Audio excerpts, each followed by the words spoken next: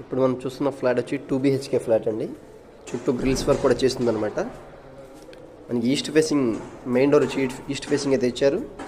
North east రెండు వైపులు అయితే గుమ్మాలు అయితే ఉన్నాయండి.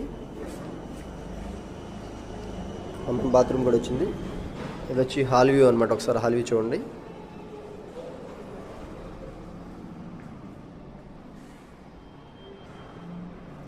టోటల్గా 1100 SFT అండి. ఇది కార్ పార్కింగ్ అయితే ఉంది.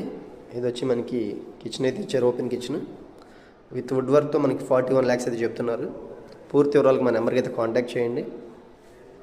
ఇది వచ్చి మాస్టర్ బెడ్రూమ్ అనమాట. దీంట్లో మనకి అటాచ్డ్ బాత్రూమ్ అయితే ఉంది.